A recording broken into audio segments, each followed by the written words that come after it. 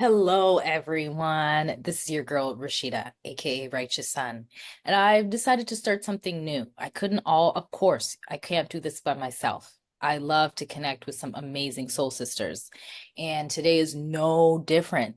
So, this is called Righteous Sun Studio. And this is just a safe space for me to be able to connect with like-minded souls and beings and healers. Like, I just love connecting with people, and this amazing soul and spirit is no different. And I welcome her. You are actually the first person to join Righteous Sun Studio. So I appreciate that.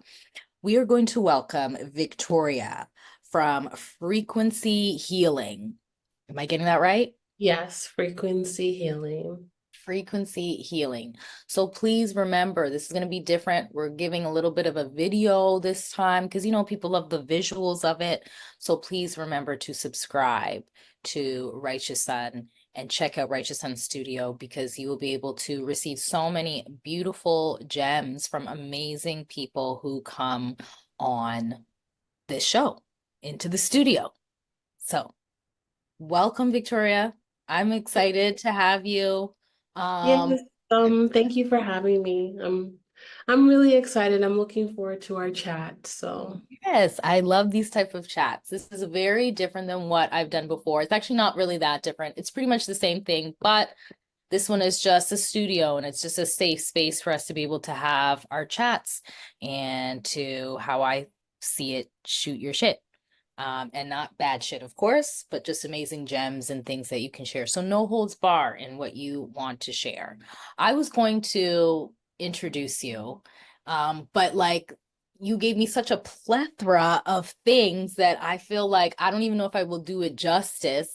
So can you please just give like a quick little intro so people know who you are and the gifts that you offer the world? sure, absolutely. So, I'm Victoria. I am of Frequency Healing. That is my energy work and comedic wellness business.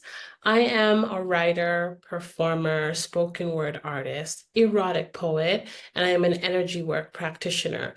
Some of my gifts and my specialty include Reiki 2. So, I'm a Reiki 2 practitioner. I'm also a certified crystal therapist, and I am also a certified sound energetics worker. That's just like a fancy term for sound bath healer. So I do sound bath healing, crystal therapy, Reiki. I'm also a tarot and oracle consultant, and these are the things that I specialize in and offer through my energy business, Frequency Healing.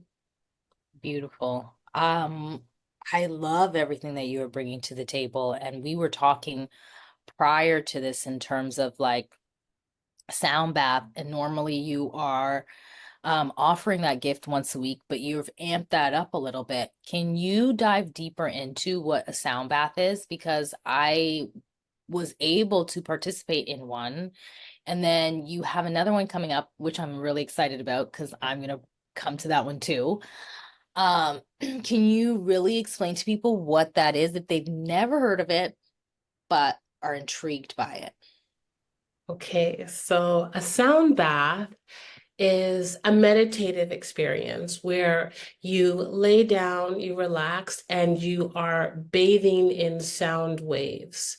So you'll have a sound healer or a sound energetics worker or an energy work practitioner utilizing live healing instruments. A lot of the times it looks like crystal singing bowls. That's what's very popular. And oftentimes when you look up, sound bath, you'll see visuals of people utilizing crystal singing bowls. But with sound energetics, you don't have to just use crystal singing bowls. You can use various instruments.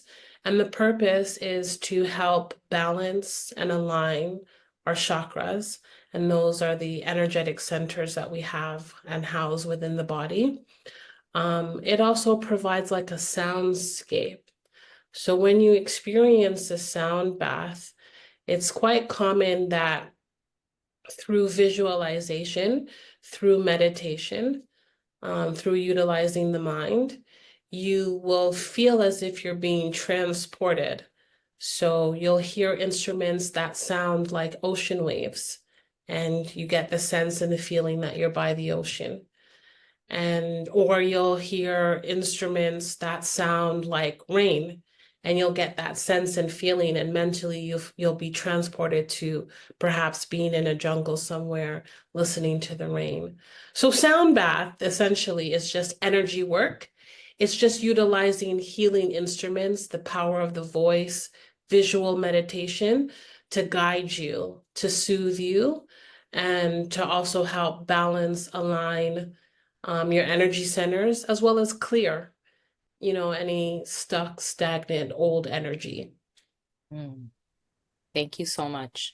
I like how you were explaining how you feel or you help people to not just align, but in the process of doing that, you're also transporting them to another, what feels like a space and time. Do you Yes. feel like that helps too in terms of energy, right? Because you're saying like a lot of the instruments that you use helps to realign the energy and the chakras.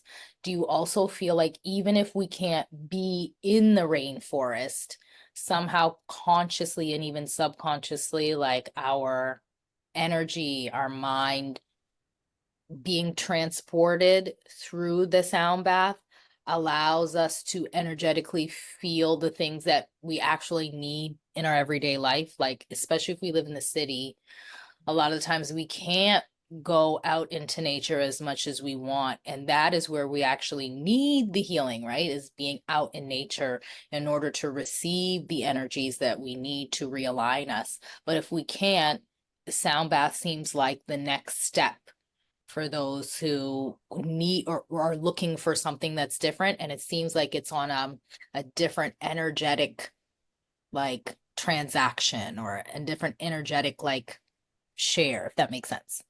Yes, it does make sense. And I feel like absolutely, especially when we are living in the type of society that we live in, where it's constantly like hustle and bustle and kind of like everybody's on the go.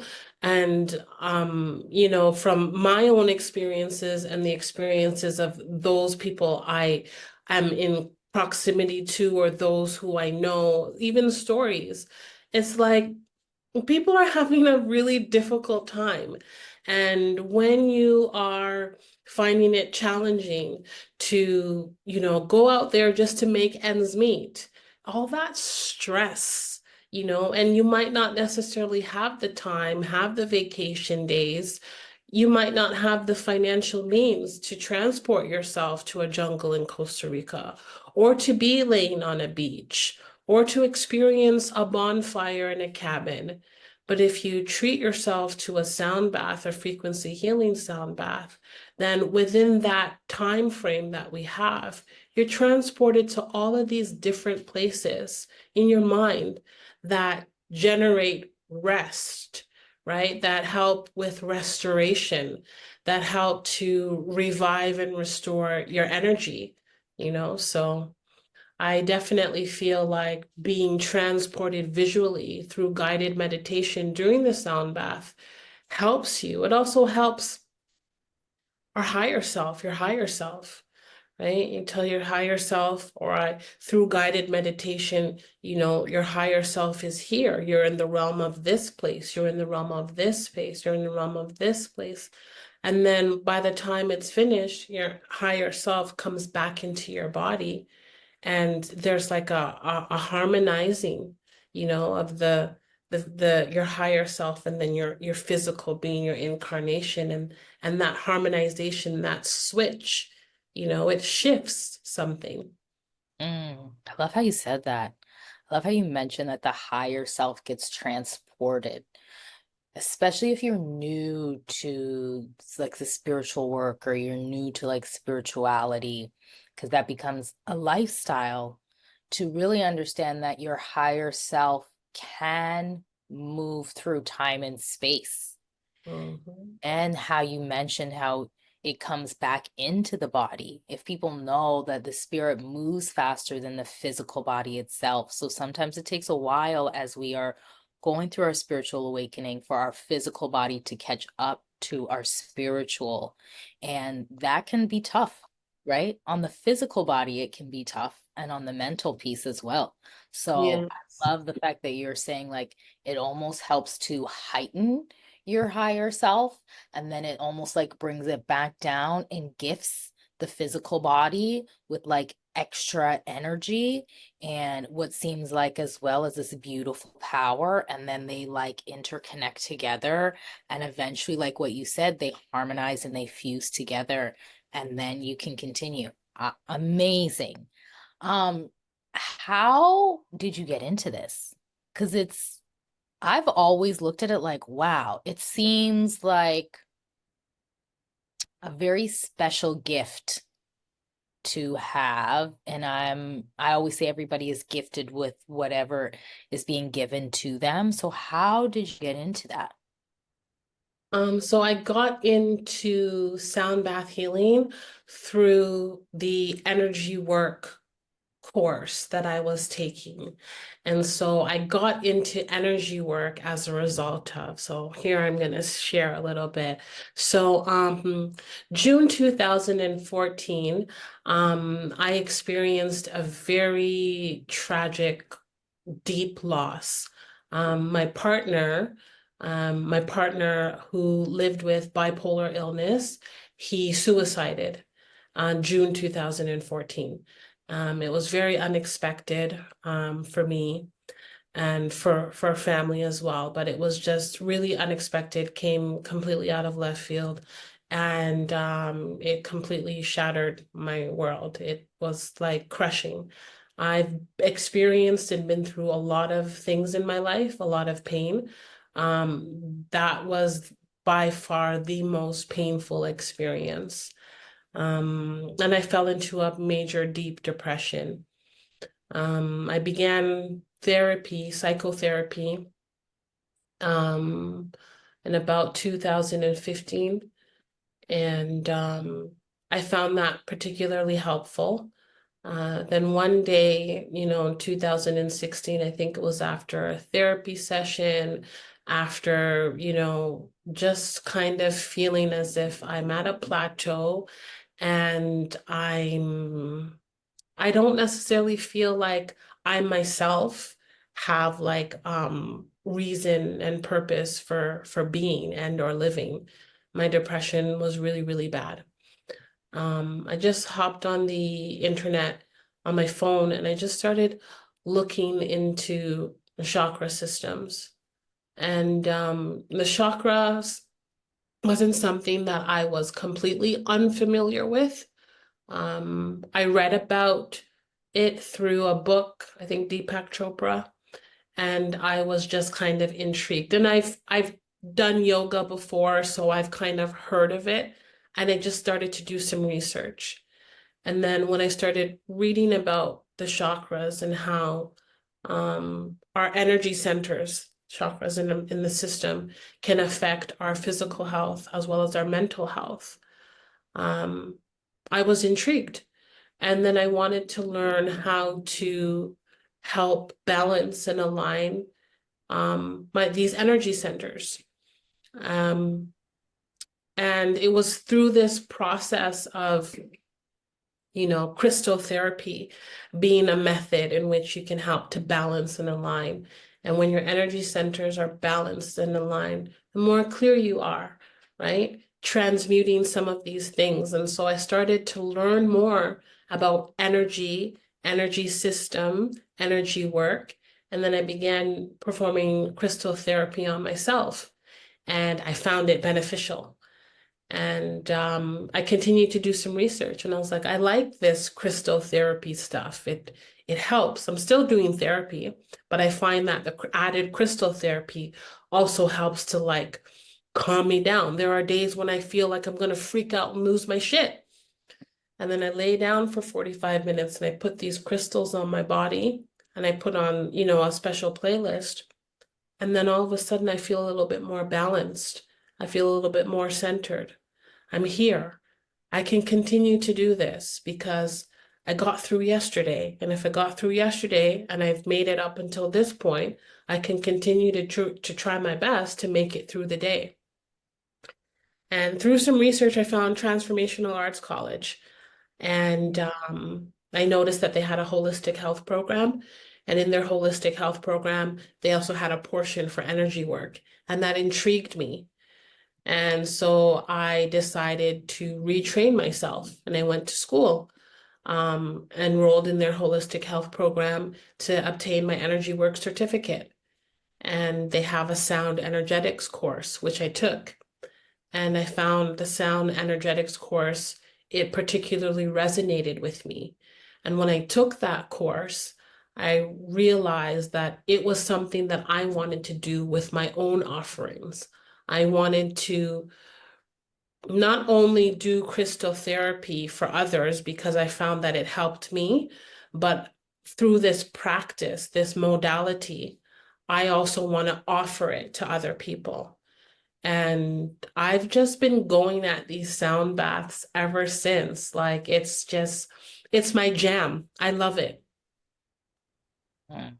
Yeah, I Thank don't you know so if I answered the question or. Yeah, yeah, you absolutely did. No, first I just want to say thank you for sharing your story and thank you for being vulnerable enough to share what you went through. Yeah, yeah. It isn't easy to be able to share those things. But what I want to say is that I just honor the fact that you were able to find the light in the darkness. And so many people out there are still in that process.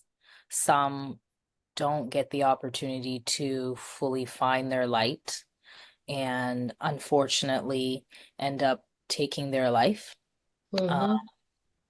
and it isn't an easy thing. It's not an easy thing for them. It's not an easy thing for those who are still on this earth who loved them or continue to love them and grieve their loss of no longer being here on this earth. So I just want to say thank you for sharing that piece with everyone who's going to be listening.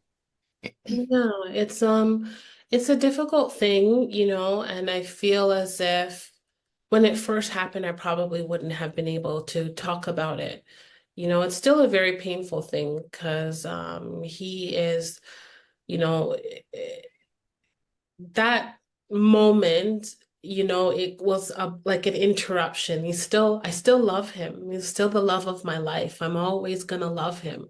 That'll never go away. And when you love somebody so deeply, when you are so connected with somebody, it's very shattering and it's very heartbreaking. And my own healing work, also having to reconcile with the fact that he also had illness, right? He lived with bipolar.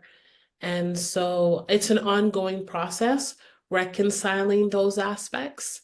And it's also an ongoing process for me understanding and coming to terms with, while the physical body and the flesh that I grew accustomed to, the flesh that became home for me, felt like home for me, while the physical body and the flesh isn't here, his memory is still alive.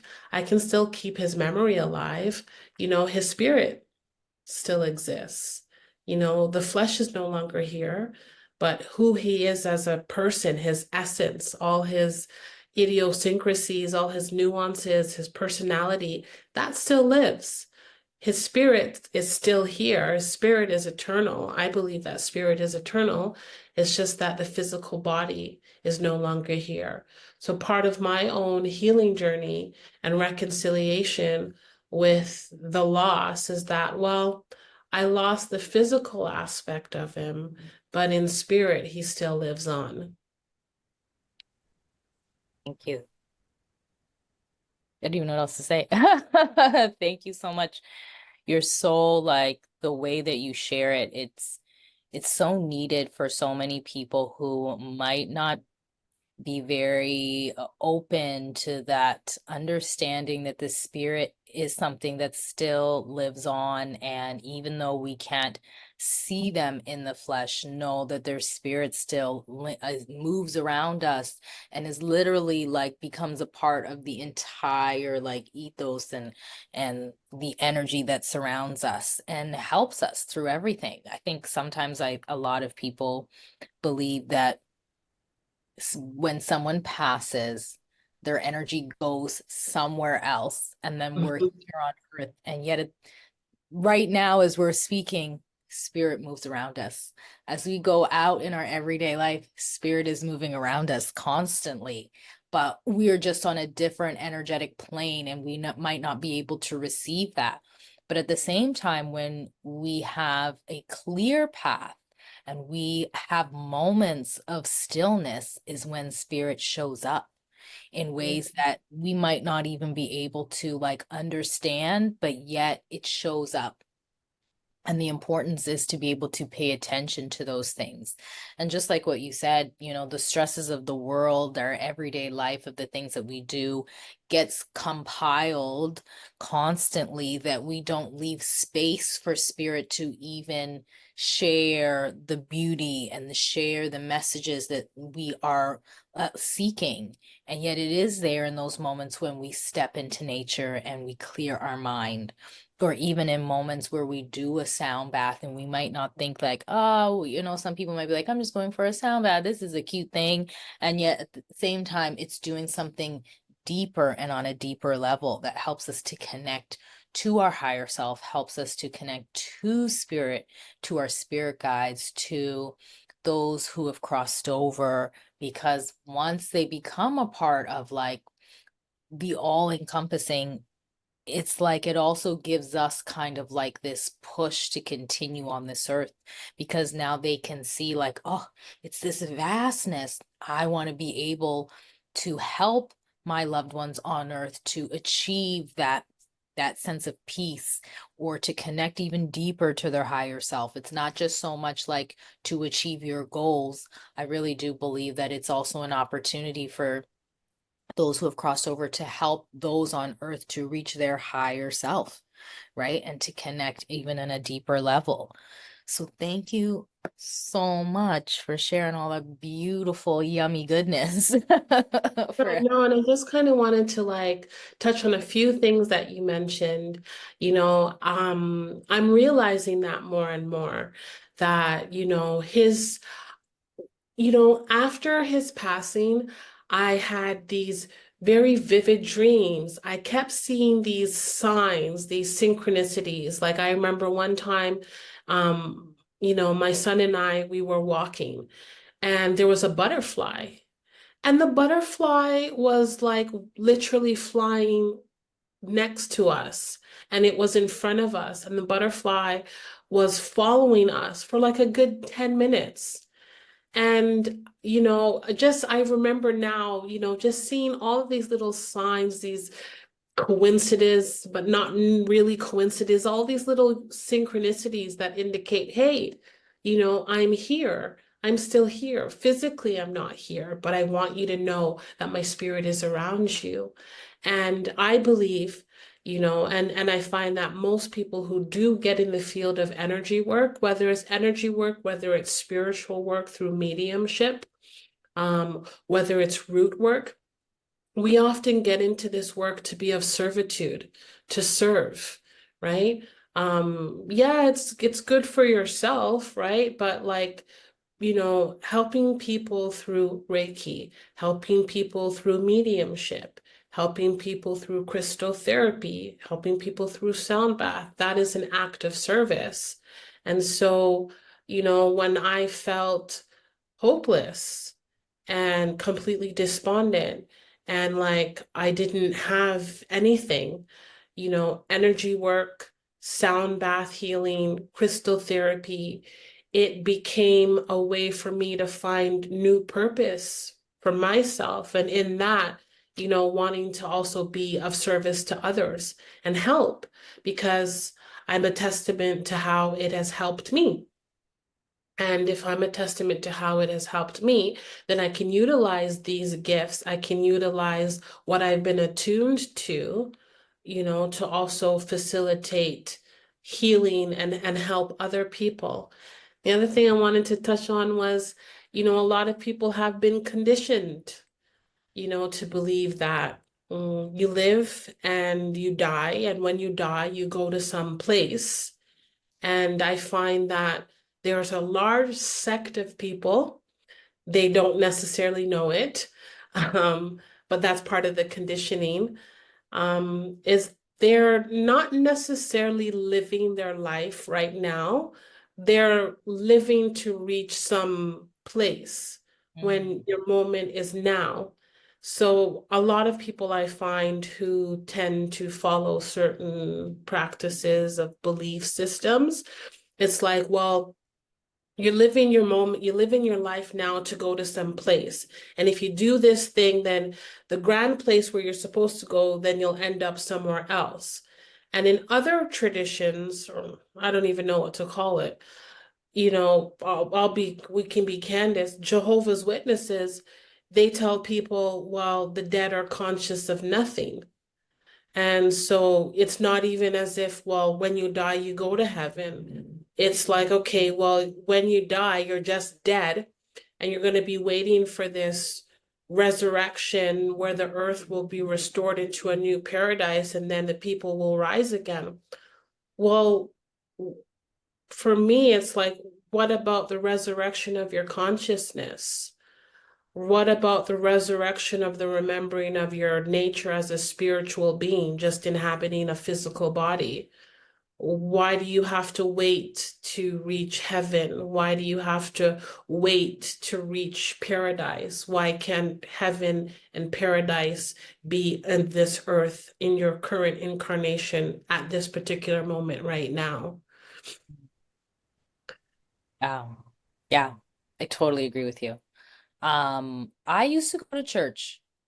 At that time, I was searching for something because my Mm. mom went to church and then she was like, I didn't really like church, so I didn't want to let you guys go to church. But I was like, well, I need to know that something exists. I got that Scorpio energy in me, so I always was like, well, something exists. I didn't just show up kind of thing. Right, right. And then through that, I was able to at least understand a little bit more about believing in something that Hmm. was at the time outside of myself. And through that, I was able to learn a little bit more about connections, learning a little bit more about the church. And as I got older, it started to unravel a little bit. I always feel like it was a way for me to dive into the world of spirit. And then as I got to like about 18, it started to unravel. And I started to say, oh, this doesn't make sense because, like, the way they spoke about God or the creator was this person who accepts all, and yet within the church, you don't accept all. So it didn't make any sense to me. And so I had to remove myself from there. And I really do believe that for those who do dive into church, I think it helps in the way that gives you a sense of connection, right? When we, at the end of the day, like right now, we're even in Libra season. And the more that consciousness raises, the more we realize that we need connection. We need that. Now it just depends on what that looks like for a lot of people.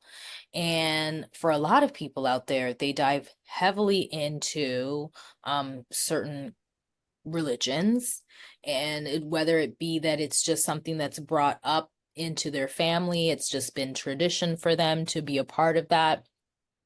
At the same time, when we look at each one of them, it still leads to one, which is Hmm. always interesting. I always encourage people to find this piece up here because this is just secondary to this, right? But so many people almost feel like what you said, it becomes something that's so outside of ourselves. The way that they share it to people, it makes it seem like this piece up here, creator, is unreachable. It's untouchable. And the only way that you can get to this little peak is through us. Yes. I You mean, know, that yeah. like, girl, how much time we got? Because this is yeah, and it's like when I think about, the history of Christianity and enslaved people, and African people and African diasporic people. It's like, you know, and that's the thing, like, do you know your history? So oftentimes we are affiliated, associate, maybe even resonate with a certain faith, but it's something that you inherited because your family or your lineage has always done it. Maybe your mom was a Christian, your grandmom was a Christian, your grandfathers and your grandmothers went to church. And so you grew up going to church. And so when you are accustomed to going to church as a result of what your parents and or your family and or society expects of you, when you become of age, do you still want to continue to go to church?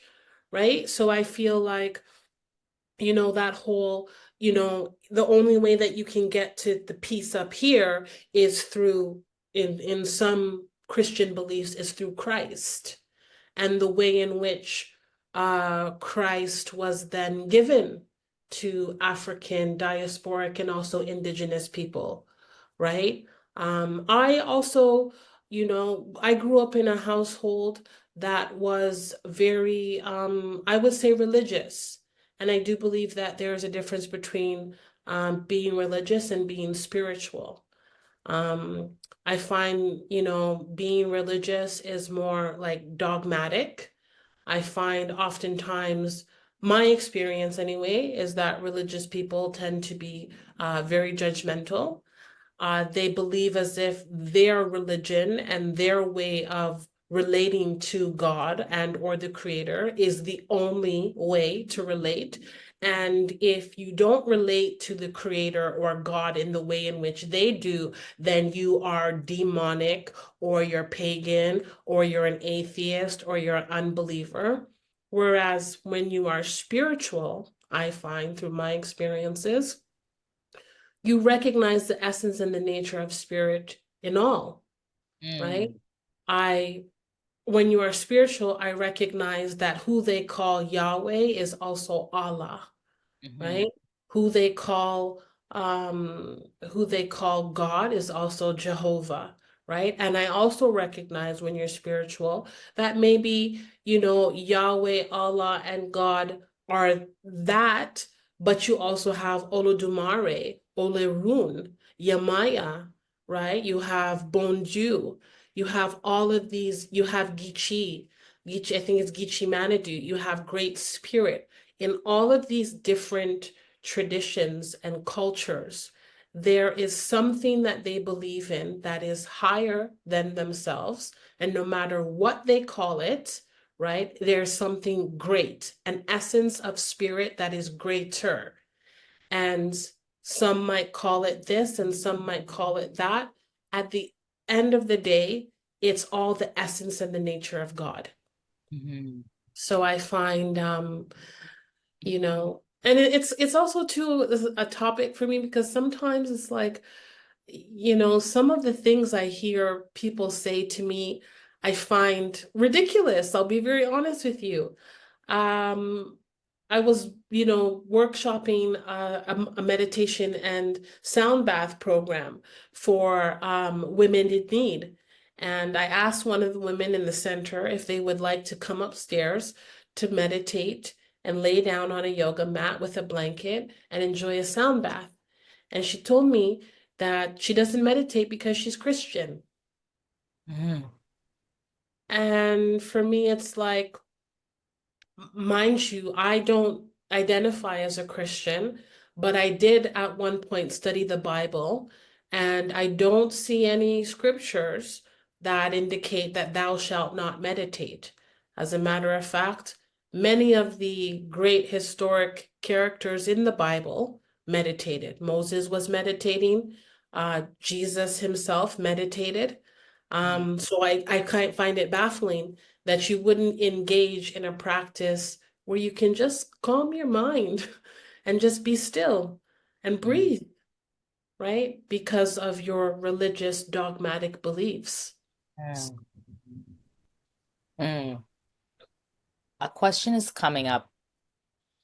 How do you think that that will shift and change as we continue to raise consciousness? I mean, at the end of the day, I still feel like this earth as it's shifting will still be like, I don't want to say the same, but it will be different in certain elements.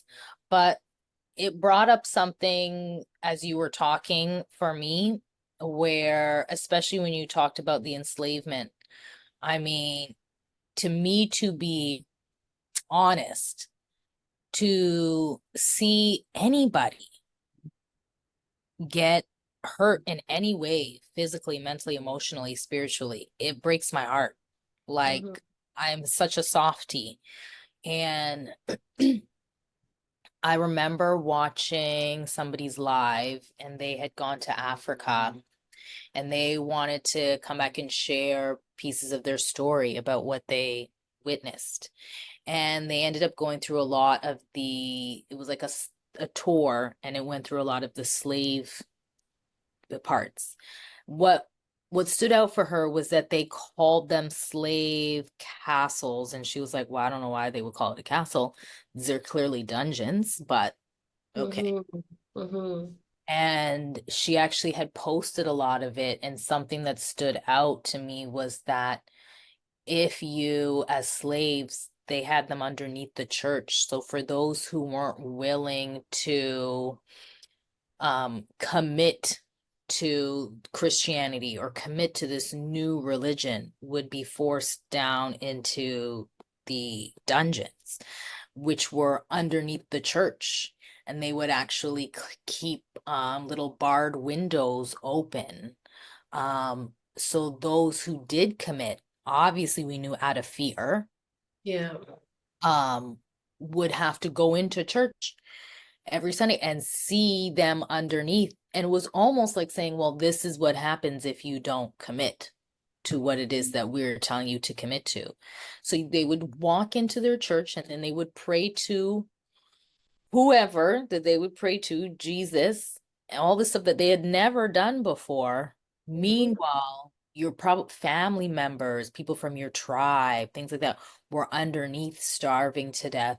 You know what I mean? Defecating, like all these things. And I was like, huh, how can we? It is interesting because as she's telling this story, she also noticed that like so many of them are still entrapped in that way of thinking, and entrapped in that religion because it was so like beaten into us in some way that it's almost like it forced you to forget who you were, because you not only wanted to forget that piece, but you also wanted to forget all of the negativity that came along with having to be forced into this new religion and this new way of living, right?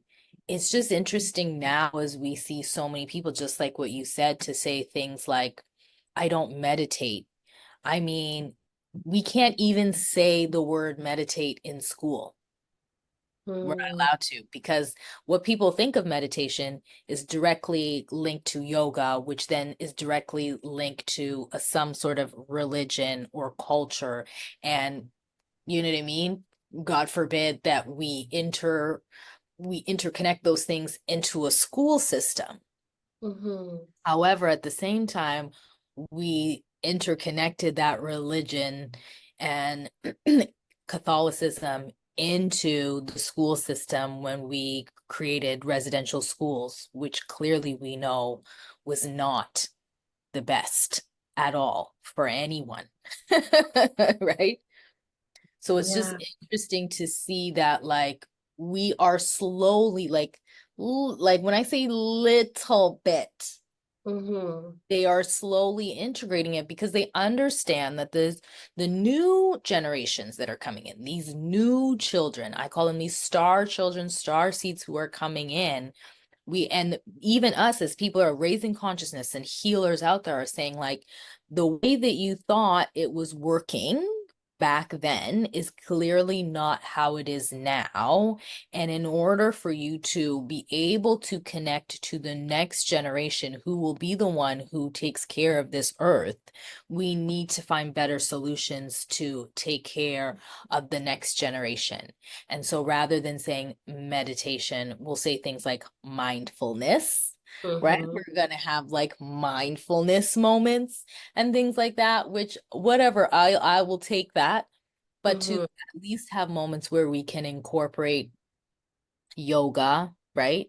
Now, of course, people will just look at yoga as being like it's an exercise practice, but we know that it's deeper than that. I had the opportunity to work within TDSB for a little bit to be able to teach yoga to kids. And it's not just about teaching that to them, but being able to connect to students on a level where it's not a hierarchy, but literally like an equal playing field for them to be able to say, like, okay, well, I'm not being heard or seen in the way that I feel I could and should be, because the school system makes it feel like they're up here and students are down here. And, so how do you feel it will change and shift? Because we're seeing that happening more and more in this world, right? With social media and everything that's happening right now, we are seeing that the generations that are coming in are now opening their eyes even more. Our generation were very much quiet, right? Like we were the kids that were like, be seen and not heard. And now we're in a time where we are having children who are like, no, I want to be seen and I want to be heard. And to be able to say, okay, I hear you and I see you, and let's try to find a balance for this, right? Because they're now being able to pick things apart and saying, like, well, this doesn't make sense anymore. And like, this doesn't make sense. Whereas before, we would just go with the status quo. Mm-hmm. Yeah, I feel like one of the ways in which it can shift is, you know, strive to be, I feel like when individuals and when people strive to learn and seek to understand, as opposed to being dictated to and accepting that which is. Oftentimes, you go and you sit and you have somebody who oftentimes is a man reading scripture and sermoning to you, and you accept and hallelujah and amen, and then you walk away and that's it. How often do you go and do you, you know, research the sermon and or find commonalities with other practices, with other faiths, with other religions, with other spiritual traditions? There are a lot of people who, you know, call themselves religious, call themselves Christians, and it's not just a Christian thing. There are also Hindu people and Islamic people who are very prejudiced and bigoted. And I think what's missing is tolerance, right? Mm, And not to tolerate, meaning, well, I just want to be able to tolerate you, right? But it's tolerance with the seeking of acceptance. And that is to understand fundamentally that your relationship with the divine, your relationship with the creator, your relationship with God, however you choose to name it, call it, is just that. It's your personal relationship. And there are sometimes people who are so stuck on, well, it has to look this way because it was ingrained into you and also beaten into your ancestors that it had to look this way. One thing that I like to ask African people, right? And not just African people, anybody, but especially people from the continent of Africa. Before your colonizers came, who did you pray to? mm, Right? What was the name of your deity? What was your spiritual practice before your colonizers came and told you that your way of relating to God, because it didn't look like the way they related to God, was heathenistic, right? Or that of savages. You were uncivilized. But yet, every single African tradition, regardless if it's West Africa, North Africa, Central Africa, South Africa, East Africa, all of these various African tribes and cultures, they all had their own indigenous spiritual practices that predated Christianity. The other thing is, when you mentioned about the enslavement of African people, reading and researching, right? When you read things like classic slave narratives, which I read, I was attending York and I took this post-colonial Caribbean literature and post-colonial American literature course. And these were some of the things we read. And when you read things, classic slave narratives, right? Abolitionists helped to create stories or reasonings why, we need to abolish slavery. And so they gathered enslaved people and had them tell their stories, and where those couldn't write, they wrote them for themselves, gathered together, used it as case studies or whatever to say, hey, this is a very dehumanizing, inhumane practice. This is the reason why we need to abolish slavery. When you read some of those classic slave narratives, I'll never forget one. They utilize Christianity and they utilize the Bible to justify the enslavement and the brutality of African people.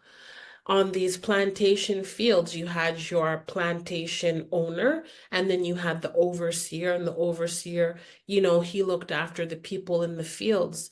And they couldn't gather. They didn't want the Africans and the enslaved people to gather. But what they could allow was them once in a while to go to Sunday so that they can attend church. And oftentimes the overseer in this particular slave narrative, the overseer was the minister or the pastor of the church. And some of the things that real life human African beings told the abolitionists were that the overseer used to preach the sermon and utilize the Bible and say to the Bible and say that it was a commandment to be pleasing to your earthly master. And when they said earthly master, they meant their plantation master and their slave owner. And be pleasing to your earthly master, because when you are pleasing to your earthly master, it is pleasing to your heavenly master. And what do we know about the brutality of chattel and plantation slavery? Is that when these human beings in African lives said, you stole me and you brought me here, and I don't want to live my life in being a slave, and they would try to seek their liberation and freedom, they would beat them, they would whip them, they would separate them, they would dehumanize them, they would assault them physically, sexually sometimes too. They would lynch them, they would murder them in cold blood. And Christianity, or the guise of Christianity, was used to justify this brutality, right? And it's not just African people that the guise of Christianity has been used to justify. They also justified the burning of women, right? Under the guise of Christianity. If a woman was determined by oftentimes men and or even white women that she was practicing witchcraft, which is anti-Christian, then that means that they have license and right to burn these women alive and at stakes. And, we reside on Turtle Island, Treaty 13 for Toronto, Indigenous and First Nation people, the Catholic Church, right? And these various sects of Christianity, they utilize the Bible and their Christian beliefs to justify the brutalization of Indigenous and First Nation people. They utilize that to colonize their land, steal their land, murder these Indigenous people, human traffic their children, commit genocide and cultural genocide on their children through these residential schools. They beat those Indigenous and First Nation children. They cut off their hair. They told them that they could not speak their language, and if they spoke their language, then they would be beaten. Very much like how Africans, when we were brought over to their world, we were told that we couldn't speak our language and we couldn't worship our deities and we couldn't worship our gods. We had to worship their Christian God. And then you look at their own propaganda, right? Who is the God in which they say that we must serve? I look at images of their Christ, and oftentimes they depict Christ as white, blonde hair or brown hair, blue eyes and brown eyes. One of the things that Adrian is my partner, one of the things that he and I used to frequently talk about when he was in the realm of the living was, how do you get a people to fear you? Right? No, how do you control a set of people? And one of the things we discussed is you control a set of people by getting them to fear you. How do you get them to fear you? Well, you get them to abandon everything that they know and you make yourself and your image their deity. So you become their God, right? And that's why they say, fear God, not man.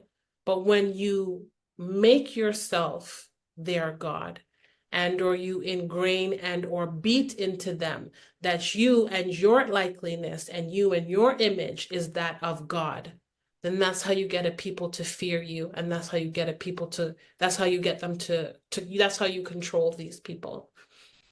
So I feel like all that to say is that when we expand our ways of consciousness to understand that each individual has their own right. It says, according to their doctrine, to their belief system, that God gave us free will. And one thing that we all have in common is the breath, right? And if God, the higher self, has given me my breath and has given me free will, then I have the fundamental right and freedom, spiritual freedom, to choose to engage in my relationship with the Most High or with the Creator or with God in a way that is most pleasing to me. Just because it doesn't look like how you do it, that doesn't make me any less than. Because if your God is so omniscient and all powerful, all seeing and all knowing, I would think that if my way of doing it was wrong, then that God would have the power to say, nope, you no longer have breath because you do not relate to me in the way that I need to. But if I still have my breath, right, that which man did not give to me, but the Creator did, and I'm choosing to relate to God in a way that feels good for me, then that's between me and God, right? Not for your judgment. And I feel that once people awaken to the fact that our our relationship with the divine is a personal one, and that it is okay, right? It's okay for people to worship and or engage in spiritual practices that look different. Ancestrally, historically, we carry like memory. We weren't taught that. If you're not a Christian, you're beaten, right? If you're not a Christian, you're lynched. If you're not a Christian, then we take your children and we put them in a residential school where they can't speak Ojibwe, right? We harm you if you're not Christian.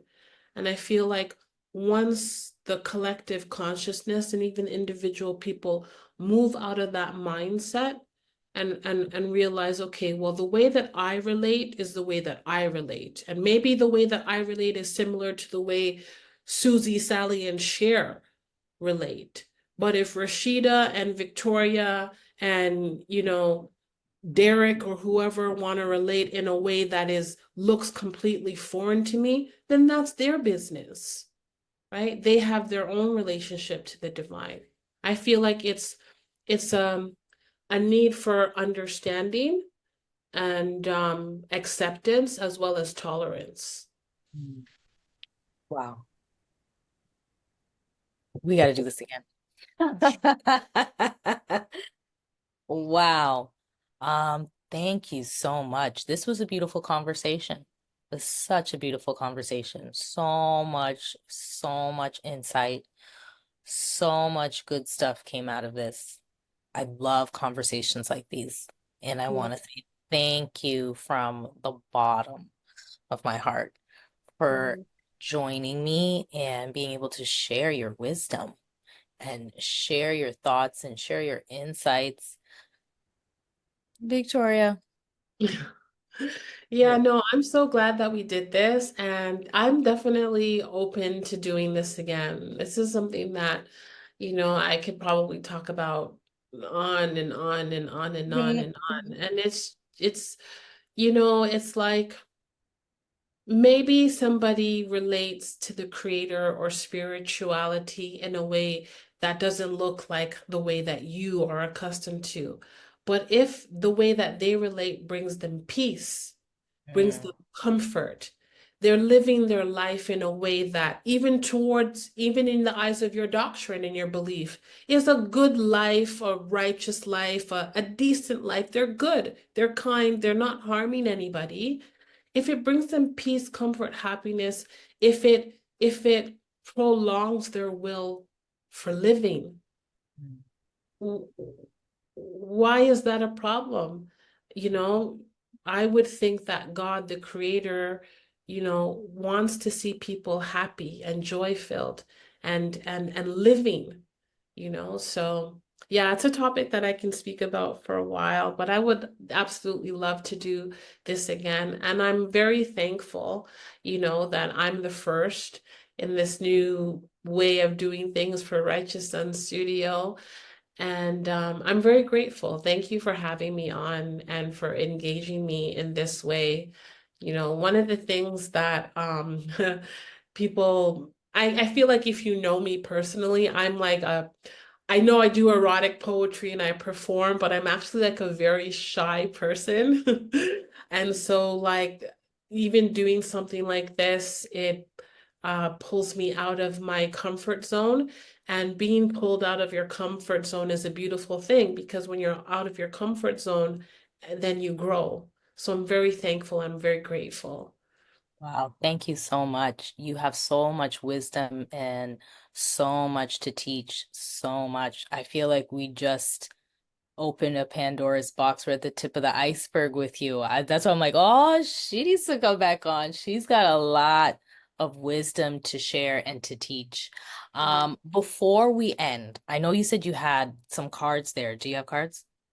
I do, yes. I would love to end with a card pull for the collective and for this conversation to sort of just tie it and bring it all in. I had done one Righteous Sun Studio episode and I pulled a card for that one. So I think that's something that should always be done. And I love those because I really think it will just tie into all of the goodness that you just shared today. Awesome. I'm more than happy to. So I will be pulling from this Secrets of the Ancestors deck. This is Abiola Abrams. It's her latest oracle deck. She authored and created the African Goddess Rising. So I'll be pulling from right now. You'll just see me doing my shuffle. And so I'm just gonna ask, I'm gonna ask spirit guides. I'm gonna ask the spirit of the ancestors, what message is being held for this conversation, for the collective? What ancestral guidance and wisdom wants to be, chooses to be, desires to be transferred, right? So, Mm. Mother of water shows up. So the mother of water, emotional self-care. Mm. So we are being called during this time of a lot of like division. There's a lot of hatred, bigotry, there's a lot of chaotic energy around, right? And for a lot of people, let's be very honest, these times are extremely oppressive, right? Um, what these oppressive systems and those who seek to sow division and create and cause chaos, what they cannot take is our emotional self. They can Mm. try to break the will of spirit, right? They can try to break you down mentally, physically, emotionally. That's when we need to take care of ourselves emotionally, and being able to put our hand to our chest and ask ourselves, what do I need emotionally? But not just emotionally. What do you need emotionally to take care of yourself? What is it that you require spiritually to take care of yourself? What is it that you need energetically to take care of yourself? In the realm of your physical life, right? What do you need to show up for you physically in order to care for yourself? We recently had a new moon, and the new moon was in Libra season. So it's also about like balancing. What do you need physically? What do you need financially? Right? What do you need personally and with your relationships? What do you need emotionally, energetically, and spiritually to take care of yourself? And mother of water, water represents emotion, but also in various spiritual African and Afro-Caribbean spiritual traditions. Water represents the realm of our ancestors, and water represents like that realm of, spirit. And so it's like being called to also tap into those spiritual aspects of yourself, the Mm. ancestral, connect with your ancestors and connect with your emotional self. What do you need emotionally? And then to also give that to yourself the way that a loving, caring mother would, right? If you don't necessarily have what you need or what you desire or have anyone, how can you show up for yourself? How can you nurture your emotional self? And for those of us who maybe didn't have the best mothers, or we had ill mothers, or mothers who didn't know how to heal, right? Mother of Water shows up to encourage you to mother yourself. Be the mother that you needed, but for whatever reason you didn't necessarily have. And mother your emotional self and connect to that energy. Beautiful. Beautiful. It makes a lot of sense. Yeah, tapping into that, especially it was interesting. I was even talking about that over the weekend, talking about like that water aspect. Like we are predominantly water within ourselves as well. So like how are we tapping into our emotions? And just like what you said too, so many things are happening in the world that it almost forces us in some way to shut off our emotions because we don't want to feel. It also brings up, right, things from like the depth that we maybe didn't even want to tackle or deal with in the moment. So certain things that are happening in the world might like stir that up and might force us to have to face a lot of things that we had left dormant for so long. But I really do feel like we're in a time where those emotions need to come to the surface. Just like I've always said, like you need the dark with the light. So you need to really immerse those two and transform and transmute them. So, wow. Thank you so much, Victoria. I can't wait to see you this week because then I want to give you a big hug.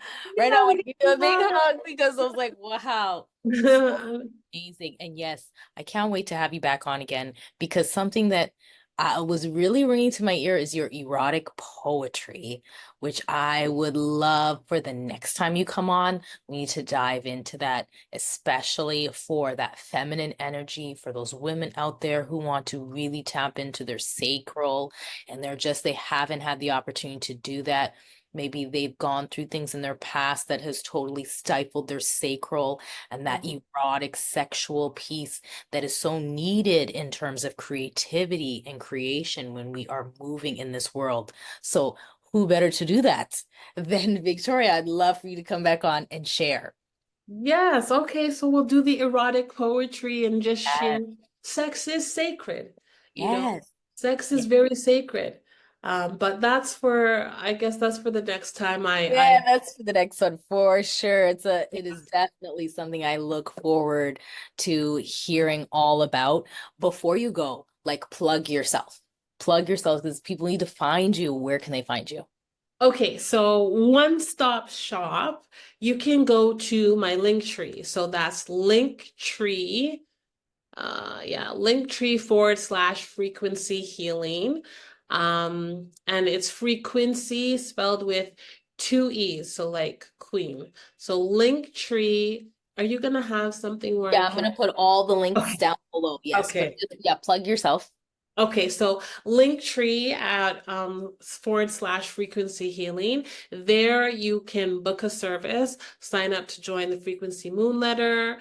You can keep yourself aware of the next time I'm having, sound bath events. Playlists are on there. You can find me on Facebook, Instagram, through the Linktree as well. I am on Instagram, and so that's Frequency Healing. I'm on the Twitterverse. I will continue to call it Twitter, no matter how much they say it's called Toby, right? Yeah. It's not, my name isn't Toby. It's not Toby, it's Twitter. So I'm on the Twitterverse. I'm on Facebook. And yeah, I do have my website in which you can feel free to book a tarot consultation and energy work service. And that is frequency-healing.square.site. So Linktree, my website, Insta, Facebook, Twitter, and yeah. Thank you. Thank you so much, Victoria. Guys, please, if you haven't done a sound bath, please go and experience one. And if you're going to experience one and you're in the city of Toronto, because I know this is going to go out worldwide, but if you are in the city of Toronto, in the GTA, and you can get yourself to one of her sound bath healings, please do so. It is amazing. It is transformative, it is beautiful, it is relaxing. The list goes on, but it's something that you must experience. And the way that you come out of it, you feel rejuvenated. And I am so grateful and thankful for you. Oh, Thank I'm you. so thankful for you. Thank you so much, Rashida. I really appreciate you. I hope you enjoy the rest of your day. I feel great. This was awesome. Thank you so much. Love it. This is Righteous Sun Studio. We are out. Peace.